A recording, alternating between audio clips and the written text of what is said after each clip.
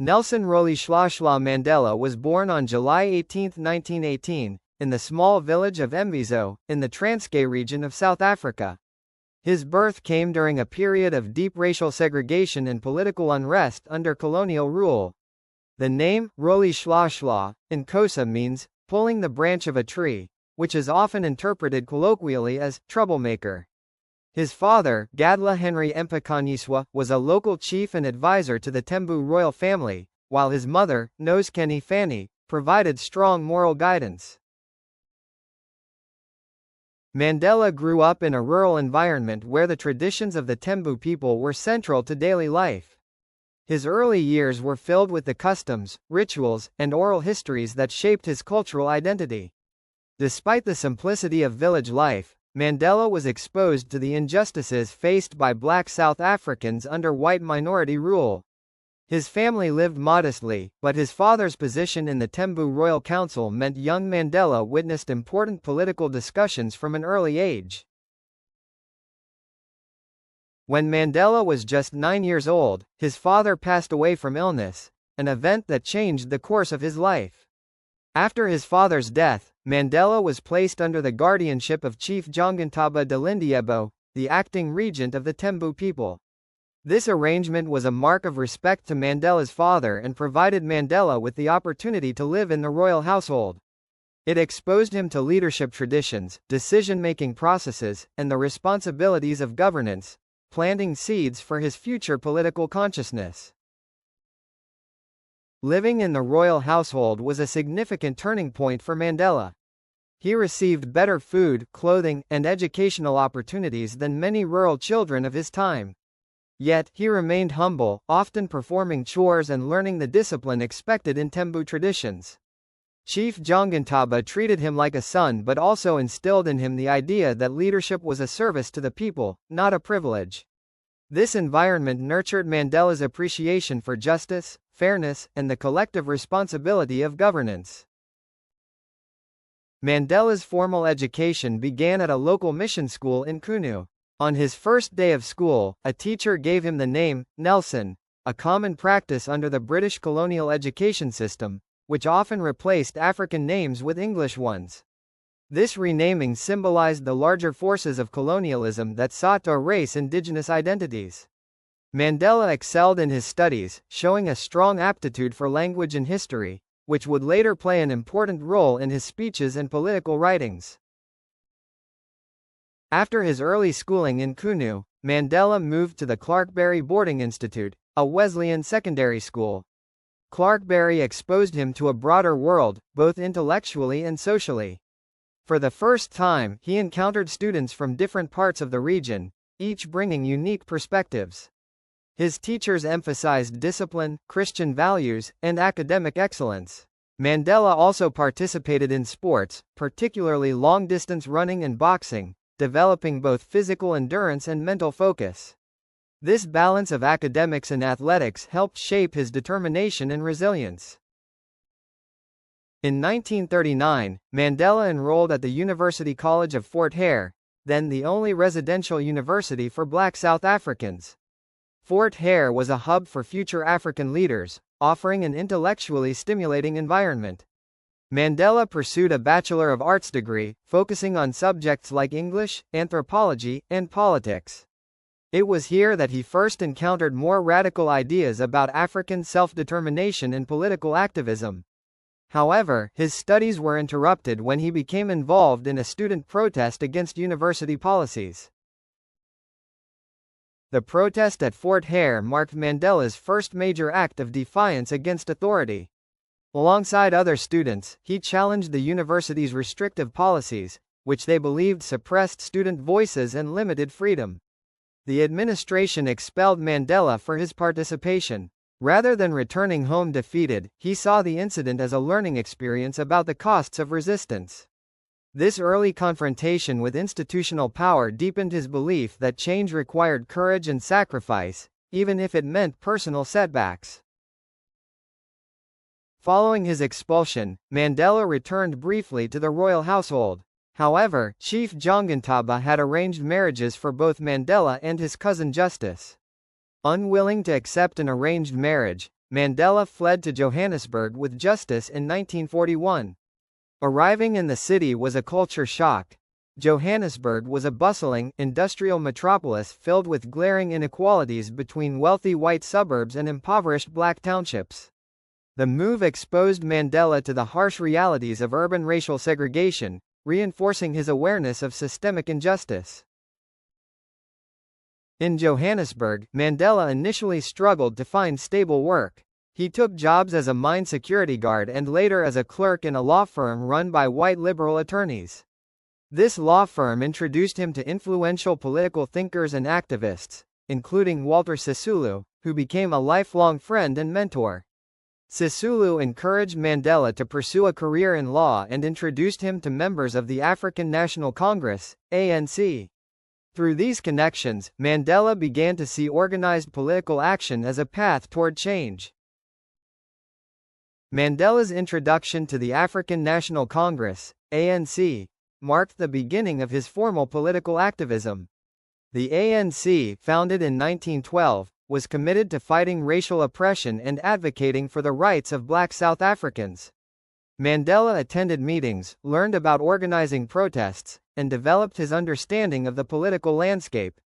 Under the mentorship of Walter Sisulu and other leaders, he began to understand the importance of strategy, negotiation, and mobilization. This period laid the foundation for his lifelong dedication to political struggle and justice. During the early 1940s, Mandela continued his law studies through the University of South Africa, UNISA, a distance learning institution. Balancing work, studies, and activism was challenging, but Mandela displayed extraordinary determination. He recognized that education was a tool for empowerment, enabling him to articulate grievances, propose solutions, and gain credibility within his community. By earning his law degree, Mandela positioned himself to fight systemic inequality not just as an activist, but as a professional who could navigate legal structures to challenge apartheid policies effectively. In 1944, Mandela joined the ANC Youth League, an organization founded to energize the movement with new tactics and more radical approaches. The Youth League advocated for mass mobilization, strikes, and civil disobedience, contrasting with the older leadership's cautious strategies. Mandela quickly rose as a key figure, contributing his intellect, charisma, and organizational skills. The League's activities provided him with practical experience in leadership and strategy, teaching him the importance of unity, persistence, and the careful timing of political action in a repressive society. Mandela's leadership in the ANC Youth League culminated in the drafting of the Program of Action, a document advocating nonviolent protest, boycotts, and strikes against discriminatory laws. This plan represented a shift toward more assertive political tactics, reflecting Mandela's evolving philosophy. He argued that Africans should demand their rights through organized collective action. The Program of Action was revolutionary in its vision and helped establish Mandela as a rising star within the ANC. His ability to inspire and mobilize others became increasingly recognized both locally and nationally.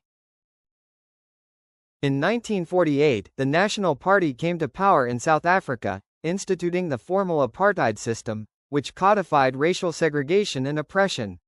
Mandela, now an active member of the ANC, was outraged by the institutionalization of discrimination. Laws restricting movement, employment, and political participation deepened inequalities and entrenched white supremacy. The political climate made activism both dangerous and essential. Mandela's resolve strengthened. He saw that meaningful change required coordinated resistance, awareness campaigns, and, eventually, readiness to face imprisonment or worse for the cause of freedom. During the 1950s, Mandela became increasingly involved in anti-apartheid campaigns, particularly the Defiance Campaign, which called for peaceful civil disobedience against unjust laws. Participants deliberately violated discriminatory regulations, accepting arrest without resistance. Mandela's role was both symbolic and operational, as he helped organize protests, educate participants, and maintain morale. The Defiance Campaign demonstrated the power of collective action and nonviolent resistance, attracting international attention to South Africa's injustices. Mandela began to emerge as a national figure, known for courage, strategic thinking, and moral integrity. Mandela's legal career advanced alongside his activism. In 1952, he co-founded the first black-owned law firm in Johannesburg, Mandela and Tambo, with Oliver Tambo. The firm provided affordable legal services to black South Africans, many of whom faced unjust treatment under apartheid laws. The practice offered Mandela first-hand exposure to the systemic oppression embedded in South Africa's legal system. Representing clients in court deepened his understanding of structural injustice and sharpened his skills in advocacy, negotiation, and legal strategy, tools he would later use to challenge apartheid at the national and international levels. The ANC and its allies launched the 1955 Congress of the People, where the Freedom Charter was adopted, articulating a vision for a democratic South Africa. Mandela played a key role in organizing the event, drafting sections, and communicating its principles to the public. The Freedom Charter called for equal rights, land redistribution, universal education, and the end of racial discrimination. Its bold vision alarmed the apartheid government but inspired activists. Mandela's commitment to these ideals reinforced his lifelong belief in justice, equality, and the notion that freedom must be comprehensive, encompassing social, political, and economic dimensions. The apartheid government responded to growing activism with harsh repression.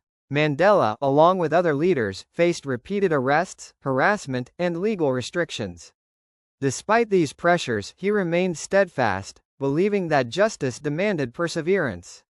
He understood that effective leadership required personal sacrifice and moral courage. Mandela's public profile grew, attracting both admiration and hostility. His ability to maintain discipline and unity within the movement became crucial, especially as the state sought to divide activists and undermine the anti-apartheid struggle through intimidation and propaganda. In 1960, the Sharpeville massacre marked a turning point in South African history. Police opened fire on peaceful protesters demonstrating against pass laws, killing 69 people. Mandela was deeply affected, recognizing that nonviolent protest alone could no longer achieve meaningful change under such a brutal regime. He and other leaders began contemplating additional strategies. This tragic event highlighted the regime's willingness to use extreme violence to maintain control and underscored Mandela's determination to continue the fight, even if it required revising previous approaches to resistance. Following the Sharpeville massacre, Mandela and other ANC leaders concluded that nonviolent methods alone were insufficient against a violent apartheid regime. In 1961, they founded Umkhonto we Sizwe, MK, meaning Spear of the Nation, a military wing dedicated to sabotage against government installations. Mandela emphasized that MK would avoid targeting civilians, focusing on infrastructure to minimize human casualties. This strategic shift demonstrated his pragmatic approach. He valued human life but recognized that political change sometimes required forceful action to dismantle entrenched oppression. Mandela went into hiding as he coordinated Umkhonto we Sizwe operations, traveling secretly to train activists and plan missions. He studied guerrilla tactics and sought international support from sympathetic nations, including those in Africa and the Eastern Bloc. Mandela's charisma and strategic insight helped recruit dedicated volunteers, who understood the risks of imprisonment or death. Operating underground demanded discipline and secrecy, reinforcing Mandela's leadership skills. His ability to inspire loyalty and maintain organizational coherence was crucial during this dangerous phase of the anti-apartheid struggle. In 1962, Mandela was arrested near Howick while traveling to meet ANC leaders and attend a military training course abroad. He was charged with leaving the country illegally and inciting workers to strike. At his trial, Mandela delivered powerful statements asserting the illegitimacy of apartheid laws and defending the right to resist oppression. Convicted, he was sentenced to 5 years in prison. Despite this setback, Mandela remained resolute. He understood imprisonment was not a defeat but an opportunity to strengthen his commitment and maintain moral authority. While serving his initial sentence at the Pretoria local prison, Mandela continued his education, reading extensively on politics, history, and law. He corresponded with ANC colleagues and strategized for the movement's future. His conduct impressed both prisoners and officials. Mandela's intelligence, discipline, and calm dignity stood out. He used this time to refine his philosophical understanding of justice, equality, and leadership. Even in confinement, Mandela remained a symbol of resistance, inspiring others inside and outside South Africa to continue fighting against apartheid through activism and international advocacy. In 1963, Mandela faced the Rivonia trial, alongside other ANC leaders accused of sabotage, conspiracy, and planning to overthrow the government. The apartheid regime sought the death penalty, hoping to eliminate the movement's leadership. Mandela used the courtroom as a platform to articulate his vision for a free and democratic South Africa. His now famous speech emphasized that he was prepared to die for the cause of freedom and equality, a declaration that would resonate globally and cement his reputation as a principled, courageous leader willing to sacrifice everything. The Rivonia trial ended with Mandela and several co-defendants sentenced to life imprisonment on Robben Island. The trial marked a pivotal moment in South African history, drawing worldwide attention to the injustice of apartheid. Mandela's composure and eloquence during the proceedings elevated him from a national leader to a global symbol of resistance. Despite the severity of the sentence, he remained hopeful. Mandela understood that imprisonment could be transformed into a means of influence, using his presence behind bars to galvanize both local activists and international allies. Mandela was transferred to Robben Island, a maximum security prison off the coast of Cape Town, where he would spend 18 of his 27 years in incarceration. Life on Robben Island was harsh and dehumanizing. Prisoners endured forced labor, inadequate food, and extreme isolation. Mandela, however, turned these conditions into opportunities for intellectual growth, organizing study groups, and mentoring younger inmates. He maintained strict discipline, physical fitness, and moral courage, understanding that the struggle for freedom continued even within prison walls, where hope and resilience were essential survival tools. During his imprisonment, Mandela developed a profound understanding of negotiation, patience, and diplomacy. He maintained communication with ANC leaders and explored potential avenues for ending apartheid through dialogue. Mandela's insistence on fairness and compromise, even toward oppressors, reflected his deep belief in reconciliation as a necessary component of political change. He studied the dynamics of power, law, and international relations, preparing himself to lead a nation one day. These years solidified Mandela's reputation as both a moral and strategic thinker capable of unifying diverse factions. Despite brutal conditions, Mandela fostered solidarity among prisoners, insisting on unity regardless of ethnic or political differences. He understood that apartheid sought to divide black South Africans by tribe, language, and ideology. Mandela emphasized collective strength, teaching that resistance was most effective when it transcended individual grievances. This philosophy extended beyond prison walls, influencing the broader ANC strategy. By cultivating leadership, education, and discipline among inmates, Mandela ensured that even confinement could contribute to the long-term sustainability of the anti-apartheid movement. International pressure for Mandela's release intensified during the 1970s and 1980s. Organizations, governments, and activists worldwide campaigned against apartheid, applying diplomatic, economic, and cultural pressure on South Africa. Mandela became the movement's most recognized symbol, his imprisonment representing the broader injustice faced by millions. Letters, media coverage, and advocacy campaigns kept his name in global discourse. Mandela's steadfastness reinforced his moral authority, inspiring solidarity across continents and showing that courage and resilience could amplify resistance far beyond the physical confines of a prison cell. By the late 1980s, South Africa faced mounting internal unrest and international isolation. Economic sanctions, boycotts, and mass protests weakened the apartheid state. Mandela's moral authority as a leader grew stronger with each year of imprisonment. Government officials began to recognize that resolving the country's deep racial divisions required negotiation with Mandela. Despite the prolonged confinement, he remained patient, disciplined, and strategic, carefully weighing every opportunity for dialogue while maintaining the principles of justice, equality, and reconciliation that would define his leadership. Mandela's correspondence with South African officials during the late 1980s laid the groundwork for secret negotiations. He emphasized that a peaceful transition required respect for human rights, the lifting of restrictions on political parties, and guarantees for democratic governance. Mandela's approach demonstrated extraordinary foresight. He balanced firmness with pragmatism, understanding that compromise was essential to end decades of systemic oppression.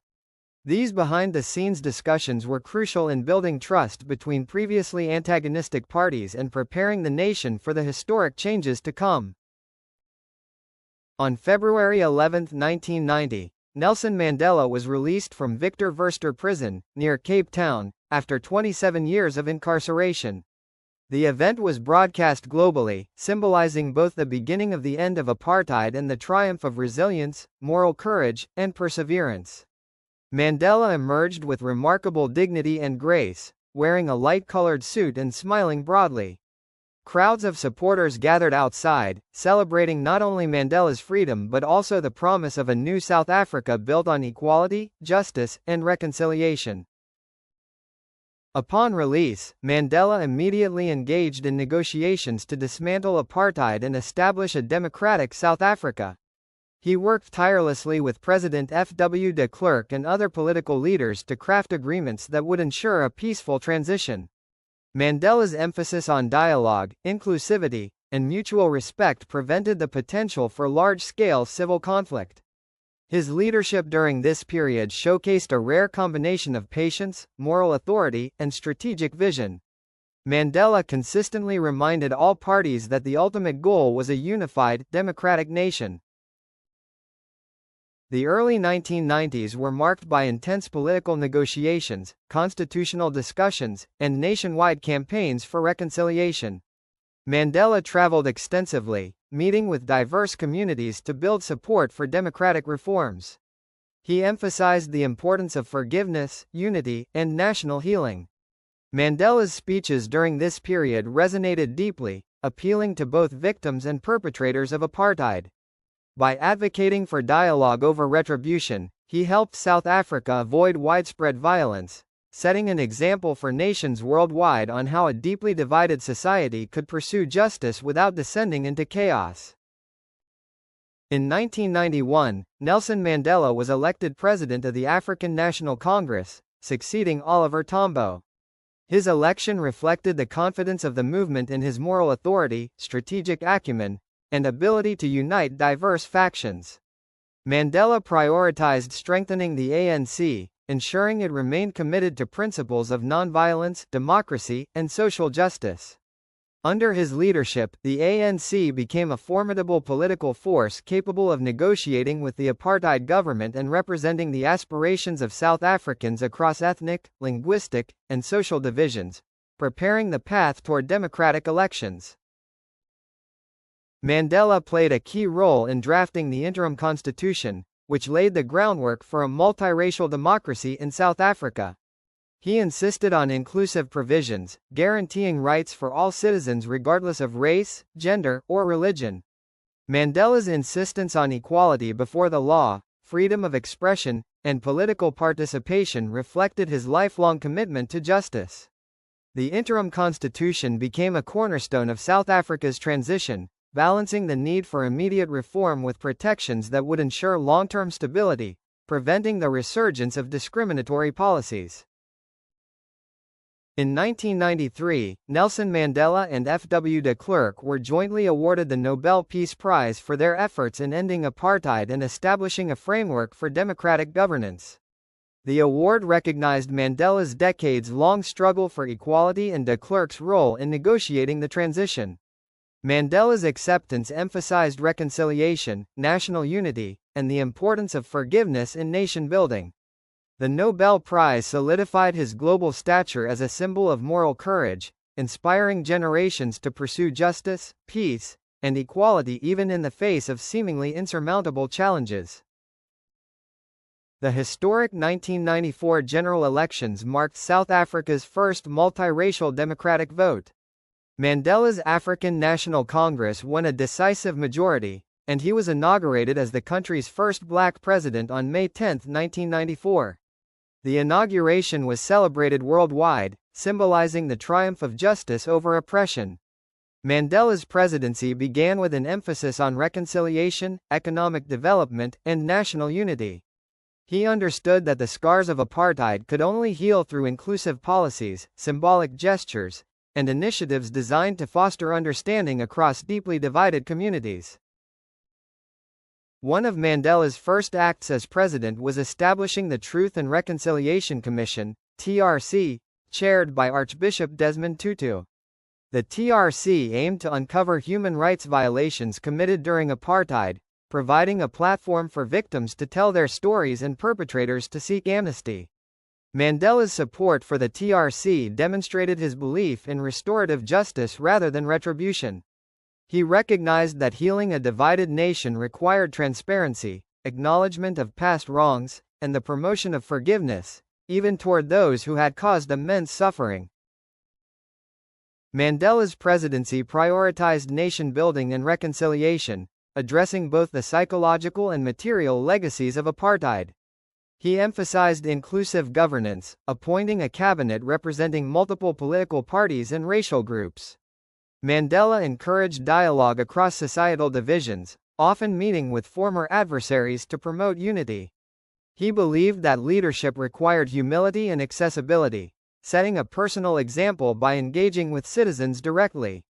His approach helped reduce tensions and built confidence in the democratic process, fostering hope for a peaceful and equitable South Africa. Economic development was central to Mandela's agenda, particularly addressing the severe disparities created by decades of apartheid. He launched initiatives to improve housing, healthcare, and education for historically marginalized communities. Programs such as the Reconstruction and Development Program, RDP, aimed to provide basic services, infrastructure, and opportunities for social mobility. Mandela believed that political freedom was meaningless without economic empowerment. His administration worked to create jobs, expand access to resources, and reduce poverty, emphasizing long-term structural reforms alongside immediate social interventions. Education became a cornerstone of Mandela's policy vision. He recognized that empowering citizens through knowledge was essential for sustained democracy. Investments were made to build schools, train teachers, and increase access to higher education. Mandela frequently visited educational institutions, inspiring students with messages of hope, perseverance, and social responsibility. His belief in the transformative power of education extended beyond classrooms, influencing curricula and policies that emphasized equality, tolerance, and civic engagement. Education was both a right and a tool for social cohesion under his leadership. Mandela also emphasized national symbolism and cultural reconciliation. He championed the creation of a new national flag and anthem, designed to represent all South Africans, regardless of race or heritage. Mandela attended cultural events and encouraged the celebration of diverse traditions, fostering pride in a shared national identity. He understood that healing a divided society required symbolic gestures that reinforced inclusivity.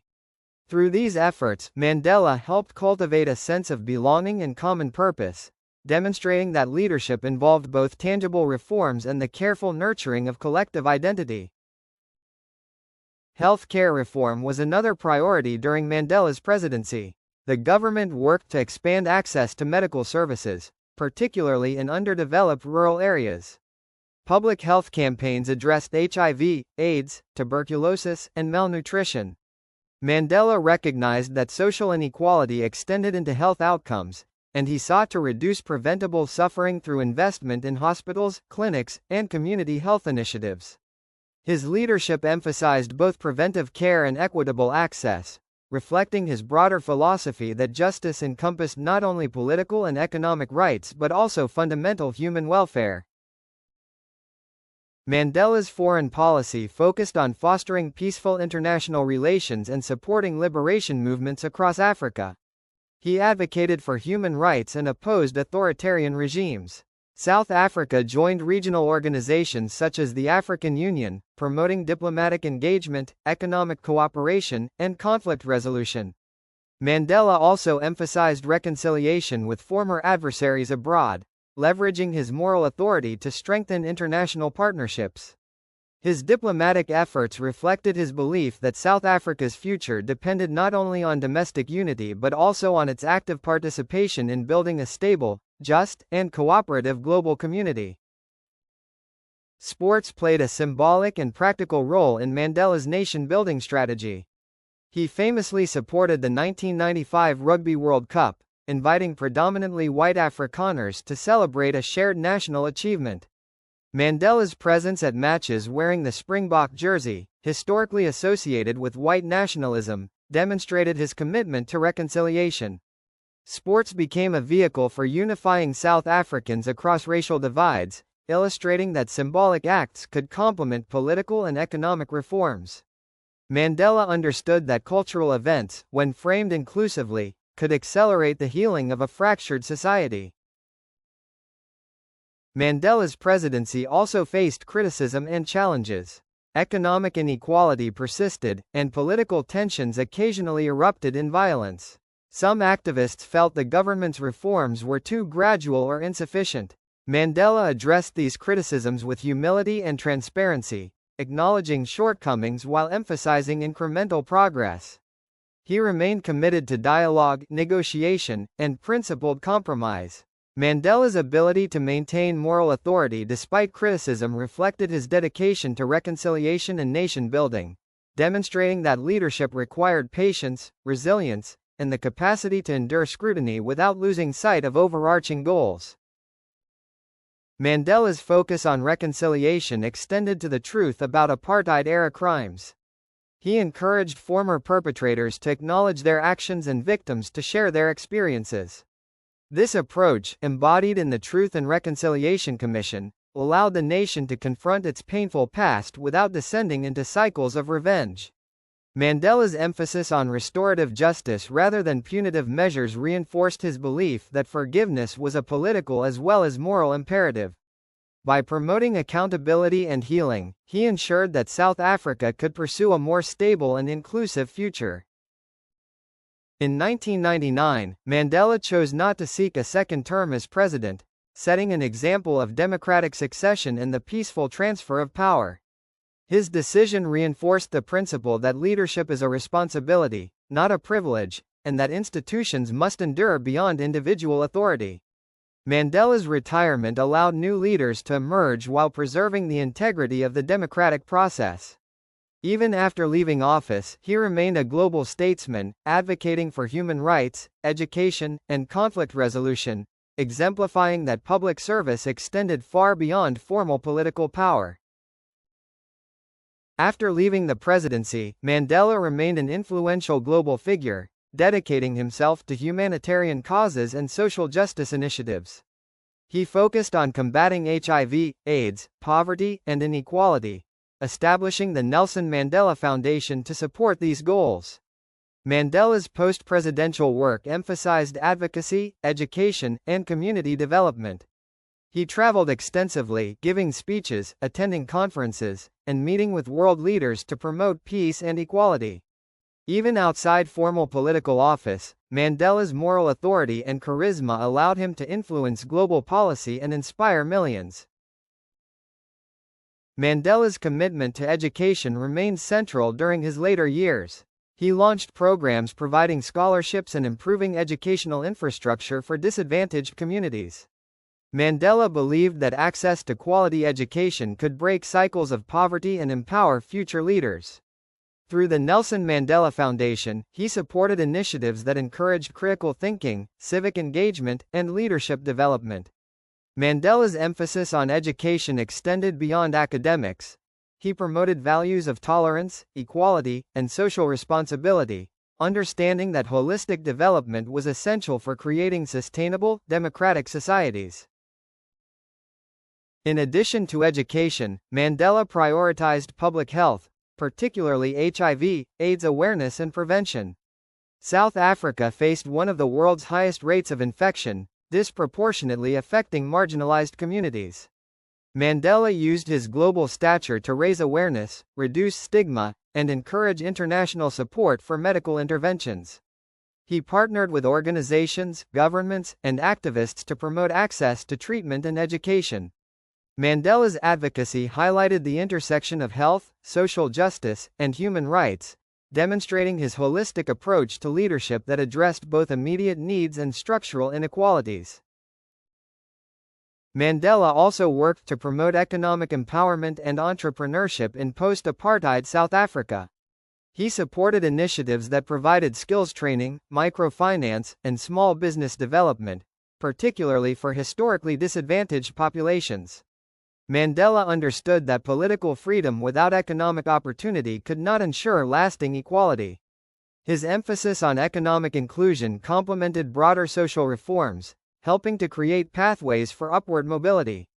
Mandela's approach reinforced his belief that a just society required both political rights and practical tools to empower individuals and communities. Globally, Mandela served as a mediator in conflict zones, applying his experience in reconciliation to international crises. He intervened in situations in Africa, the Middle East, and beyond, promoting dialogue and negotiation over violence. Mandela's interventions emphasized fairness, respect, and the importance of listening to all parties. His reputation as a moral authority allowed him to facilitate conversations where others could not. Mandela's post-presidential diplomacy reflected his lifelong commitment to peace and justice, demonstrating that leadership extends beyond national borders to address the broader human condition. Mandela received numerous awards, honors, and honorary degrees from institutions around the world in recognition of his lifelong struggle for justice and equality. These accolades included the Presidential Medal of Freedom, the Order of the Elephant, and numerous honorary doctorates. Mandela's recognition was not only for his achievements in ending apartheid but also for his global influence as a symbol of moral courage, resilience, and reconciliation.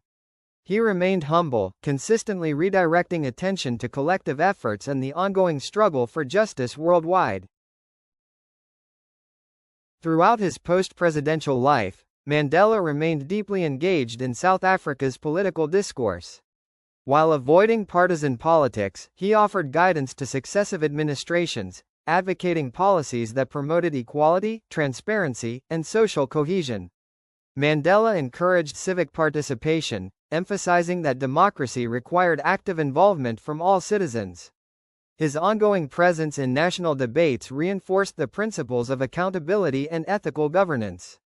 Mandela's commitment to public service demonstrated that true leadership does not end with formal office but continues through mentorship, advocacy, and moral example. Mandela also focused on philanthropy, creating programs to support youth development, healthcare, and social entrepreneurship. The Nelson Mandela Children's Fund, established in 1995, provided resources for vulnerable children, including education, nutrition, and healthcare. Mandela understood that empowering the next generation was critical for sustaining progress. He frequently visited schools, hospitals, and community centers, emphasizing the importance of compassion, responsibility, and opportunity. Mandela's philanthropic work reflected his lifelong philosophy that leadership must address both structural inequality and the needs of the most vulnerable. Despite his global fame, Mandela valued simplicity, humility, and personal connection. He often spent time with ordinary citizens, listening to their experiences and offering encouragement. Mandela's personal interactions reinforced his reputation as a leader who remained grounded and approachable, despite decades of global recognition. His authenticity inspired trust and loyalty, both within South Africa and internationally. Mandela's ability to balance global influence with personal humility underscored the depth of his character and the enduring power of leading through empathy and example. In the early 2000s, Mandela increasingly focused on promoting peace and reconciliation across the African continent. He mediated disputes in countries such as Burundi, the Democratic Republic of Congo, and Ivory Coast, applying lessons learned from South Africa's transition. Mandela's interventions emphasized negotiation, justice, and respect for human dignity. He encouraged regional cooperation, democratic governance, and the peaceful resolution of conflicts. Even in retirement, Mandela remained an active and respected voice in global affairs, demonstrating that leadership could continue beyond formal office through influence, guidance, and moral authority. In his later years, Mandela increasingly focused on consolidating his legacy through mentorship and advocacy. He guided emerging political leaders in South Africa and across Africa, emphasizing ethical leadership, compromise, and service to the people. Mandela believed that sustainable progress required preparing future generations to uphold democratic principles. He held meetings, workshops, and informal gatherings with young leaders, imparting lessons learned from decades of struggle. Mandela's mentorship reinforced his belief that leadership was a responsibility that extended beyond personal achievement to nurturing the next generation of changemakers. Mandela also continued advocating for global human rights, often speaking out against oppression and injustice. He addressed issues such as poverty, inequality, and conflict, emphasizing the moral imperative to act in solidarity with marginalized populations.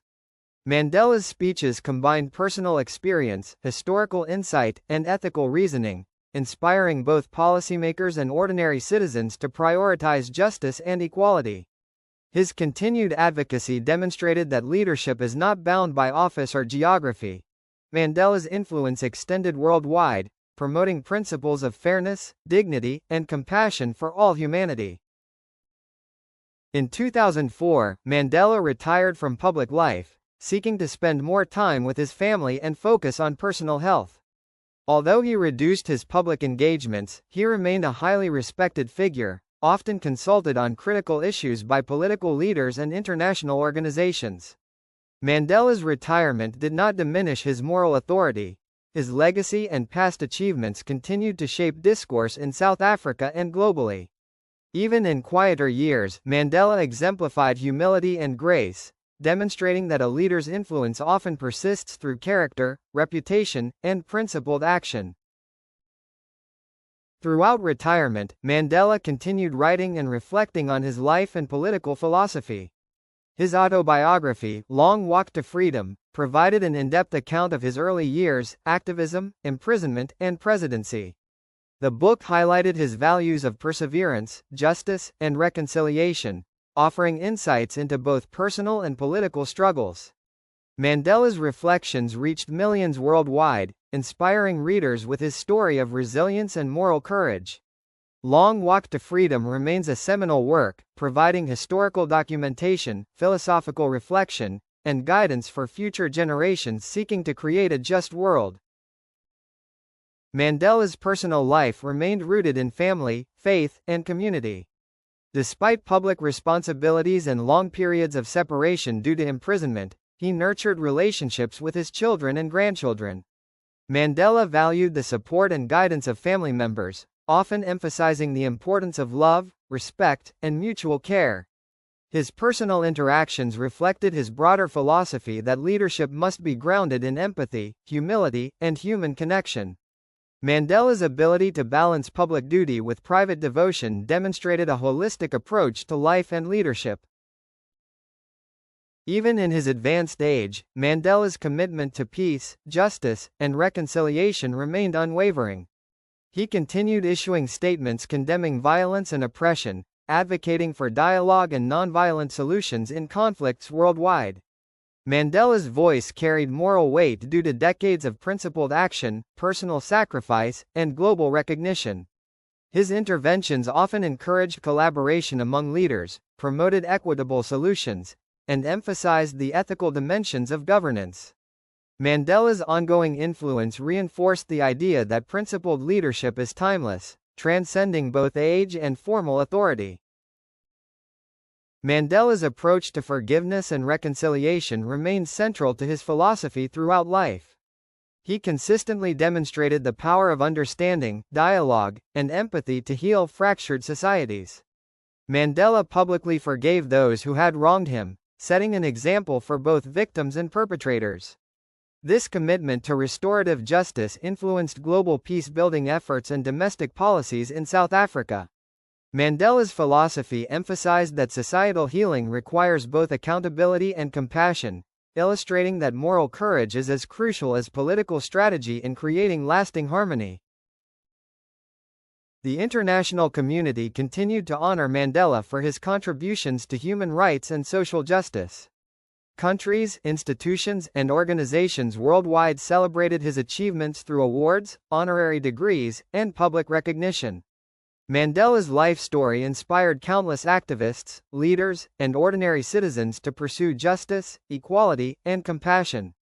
His global legacy was amplified by his ability to connect personal experience with universal values, demonstrating that the struggle against oppression transcends borders. Mandela became a symbol of hope, resilience, and ethical leadership for the world. Mandela's impact on South African society extended beyond political reforms. He influenced culture, education, and social norms, fostering an environment of inclusivity and mutual respect. Mandela encouraged artistic expression, community initiatives, and civic participation, recognizing their role in nation building. His presence reinforced the importance of moral leadership, public service, and social responsibility. Mandela's holistic approach demonstrated that leadership involves guiding both institutions and communities toward justice, equality, and human flourishing, ensuring that societal progress encompasses ethical, social, and cultural dimensions. In his final years, Mandela focused on consolidating his legacy through philanthropy and institutional support. He worked with the Nelson Mandela Foundation to preserve his vision for a fair, just, and inclusive society. Programs addressing education, health, human rights, and social justice reflected his lifelong priorities.